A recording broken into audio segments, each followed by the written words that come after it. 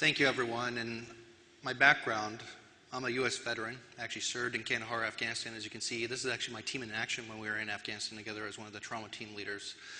And there you can see in the middle the picture before I went overseas, and more importantly, when I come home, when you step back on U.S. soil, is probably the best day of your life. And this is actually my oldest daughter, Kaylin, greeting me along with my wife when I returned from my tour duty in Afghanistan. I'm actually known as a limb salvage expert. I save limbs typically, and I learned this from the military, and then I translated this to Ohio State. But not everyone's limbs we can save, so I started to gain interest on what about individuals that suffer limb loss from cancer, trauma, congenital. How can I get them better function? And I learned this from a lot of the wounded warriors I was treating. So if you look, this is one of my wounded warriors. He's a 3-limb amputee. He's married. He has 2 children now, and he's reintegrated back into society, which is what we want for my patients that suffer limb loss if I can't save their limb. So let's talk about this story a little more. So if you look, the history of amputations, it's one of the oldest surgeries we do. It hasn't really changed in a couple millennia. There's over 2 million amputees alone in the U.S. There's over 200,000 approximately every year that undergo amputation for the reasons we talked about earlier. Well, this is really the 2 main issues, right? How do I give function back to a limb that has been lost, be it upper extremity or lower extremity? And I think an underappreciated thing that came from our work, which I'm going to show you this, is what about pain? If you look at these images here, that's an image of a Civil War rendition of a prosthetic, and even prosthetics in the 1990s to 2000s in the middle. Hadn't really changed much. So I remember this film, not much like the Star Wars we talked about analogy, the Terminator 1984. How many people out there in the audience remember this movie? Right? Millennials aren't raising their hand because they weren't born yet, but everyone else is. So I remember seeing this, and it made a huge impact on me because that's not the reality of the prosthetics we were seeing. So let's talk about a patient that undergoes, for example, a shoulder amputation, as you can see in this picture.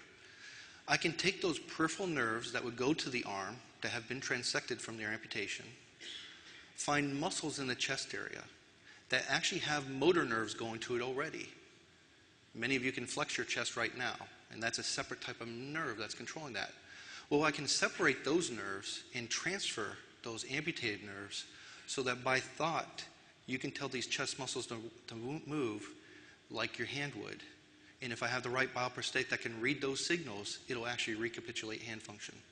So let's see this on a patient. Here's your biosignals that are generated. You put a prosthetic and it reads it. So here's an example of that. If you watch this patient here, we're asking him to open his hand, close his hand, elbow up, elbow down. And what will happen is the muscles of the chest will flex differentially by these different patterns. And what we can do then is we can put EMG signal generators here that will actually pick up these signals and give you back through pattern recognition software the motions of which were once to your hand, and then give it to a bioprosthetic so the bioprosthetic can reproduce those lost functions. So here's actually here's a cancer patient. Just like the rendition I showed you, a shoulder disarticulation patient on his right arm, and now by thought, he can control his prosthetic to make it go up and down. And by thought, open and close his hand or turn his wrist over. Here's a trauma patient, 8 weeks after his amputation from a table saw injury. That's the trainer arm you're seeing there on the left, and on the right is the definitive bioprosthetic. And if you watch what he can do with that definitive bioprosthetic, he can do hand open, hand closed, palm up, palm down, even do key pinch to his fingers, all by thought. So if he thinks it, he can do it. So we've now given that functional return to the bioprosthetic, which is actually motor function, as you can see here. And he's actually a chef in the Portsmouth, Ohio area, has 3 successful restaurants, and here you can see how he can pinch and even use key pinch. Well, during this, we started to say, what about amputee pain? A lot of these patients that were getting bioprosthetics were coming back to us and saying, Dr. Valerio, I'm not having pain like I did before. We said, oh, well, your bioprosthetics, while we did this, let's look at that bioprosthetic and how that functions. Well, Dr. Valerio, we're not having pain. So then we started to say, what's going on with this? 75% of patients suffer from phantom limb pain or residual limb pain if they have an amputation. So if you think about it, 3/4 of every amputee suffers from this pain. It's like cutting an electrical wire outside there. If you cut an electrical wire, a nerve acts the same way. It falls down to the ground, it causes shocking discharge, it's hot, if you touch it, it burns you. And that's what amputees will actually complain in their limbs. They'll say, I feel this shocking pain to where my nerves were. Most amputees suffer from this pain. So this is what we found out. A lot of these amputees develop a neuroma. A neuroma is a scar ball of nerve tissue that forms at the end of a transected nerve when it's not reconstructed. And from my background being a reconstructive surgeon, I put bone to bone, I put muscle to muscle, I put skin to skin to get reconstructive. Why wouldn't I start to now put nerve to nerve? And that's where this big advance was with this surgery. So what we said is, well, let's really look at this. Let's actually do a randomized controlled trial, the top level of surgical research we can do, and we're going to do a standard of care comparison. Standard of care currently is you cut the neuroma out and just bury it in muscle wherever. But we're also going to look at then cutting the nerve and doing a nerve transfer, or hooking up this nerve to another nerve, a la targeted muscle reinnervation we're talking about. Well, if you look at the way we currently treat phantom limb pain, surgery is a very small component, if not even considered for that. It's often opioids, neuromodulators, nerve stimulators, all different type of things that help deaden this phantom limb pain. And what we're worried about, can this peripheral nerve pain from a transected nerve become imprinted in the brain to say, I am always in pain? And that's what we're trying to prevent here. So this is actually an image of a neuron that is imprinted and upregulated. So we actually tested it by what we said. So on the left here, you can see we would cut the neuroma out and just transfer the nerve into the muscle. Whereas on the right is our experimental arm, or targeted muscle reinnervation, where we're going to cut that nerve and then hook it up to that motor nerve going to that muscle in that area, thereby allowing for that muscle to actually recapitulate the lost function. And what we found is this. On the pink are patients that had the standard of care, just bury a muscle, that were still having pain and failed that transfer. And they came back to us and said, well, Dr. Valerio, whatever you did didn't work. So we said, well, that's what currently is being done by everyone in the US and in the world actually to treat this problem. So we actually crossed them over at a year and said, we don't want you to suffer from pain for it anymore. We're going to do targeted muscle reinnervation and see if that will help improve it. And if you look at the pain curves, they all improved. Well, not only that, phantom limb pain showed the same type of curves. They were having a lot of pain there before from just burying it in the muscle. We took that nerve out of the muscle, did a nerve transfer, targeted muscle reinnervation, and again, their phantom limb pain improved. This is the first time surgery has shown we can cure phantom limb pain in certain residual limb patients. So at Ohio State, I started thinking, why are we waiting for patients to develop pain? So I started at the time of amputation doing TMR right at the time prophylactically. And then we followed this, along with my other colleagues across my multi-center trials, to say, what is the difference if you do it at the time of amputation? So you're rerouting the deep perineal with the biceps femoris? Exactly. You know, if you made this process part of the initial amputation, you could cut out the second surgery altogether. Huh. Yeah, add what, 2-3 minutes to the initial surgery? That could make a world of difference. That's a great idea, actually. Thanks. So I may know the medical producer that happened to put this on, but what that was targeted muscle reinnervation. They actually described a technique that I developed in lower extremity BKA patients, for example, on this TV show. And most people don't really, read science, but they'll watch this TV show, right? Grey's Anatomy has a bigger impact. So if you look at that here, some of my patients, here's a 7-year-old, had a below-knee amputation. I did targeted muscle reinnervation on him, just like Grey's Anatomy just talked to you about. He's in no pain and walking for the first time in 2 years on that right lower extremity.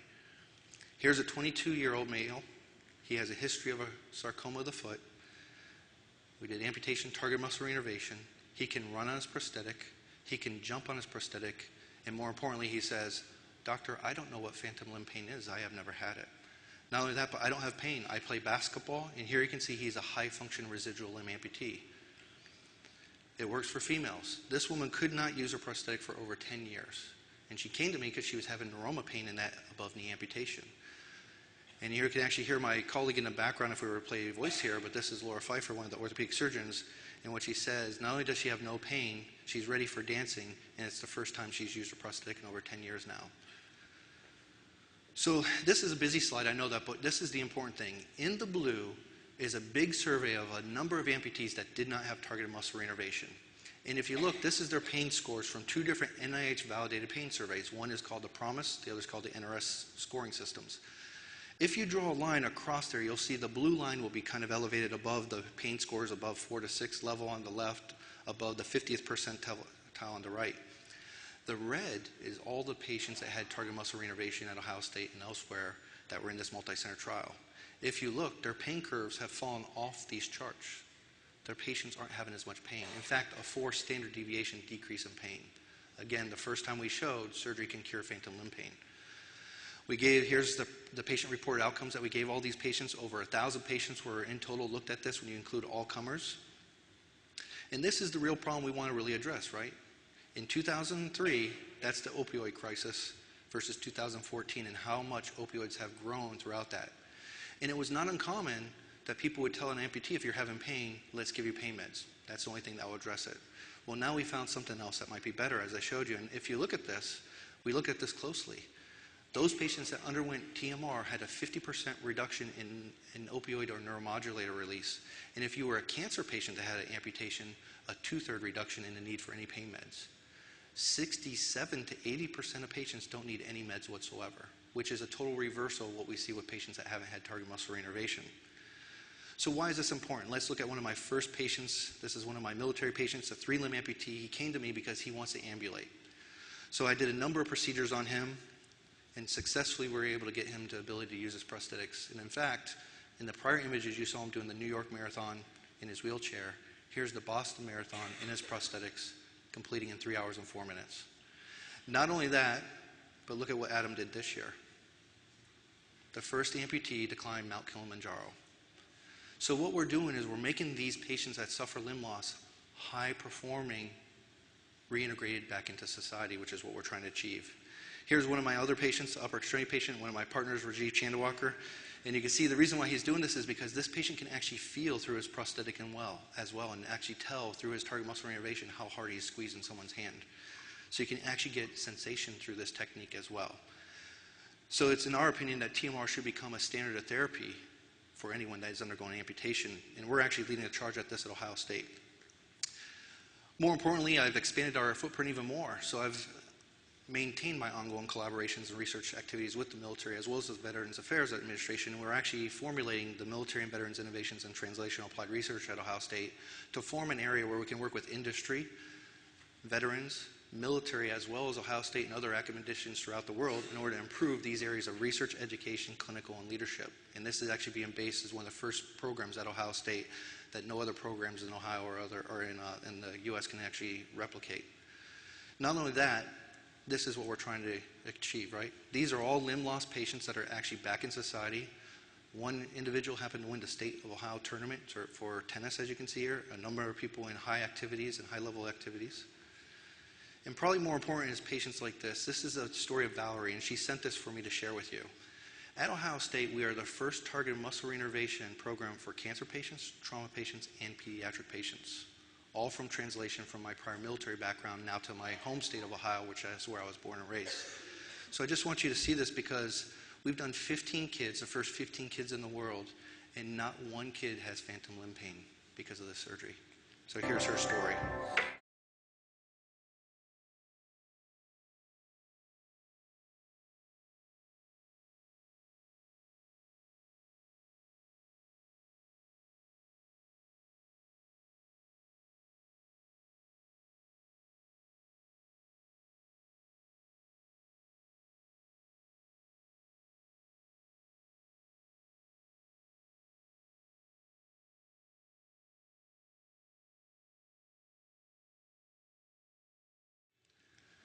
So in closing, what we are able to achieve here through Bucket Nation, many of you in the audience, is bring people not only hope and opportunity, but also ways to live their lives. And I think you saw that with every speaker's kind of theme tonight was how do we improve people's lives? And I think at WexMed, as well as at the Ohio State University, we're starting to do that even more than ever before. So thank you again for this time to talk, and appreciate it.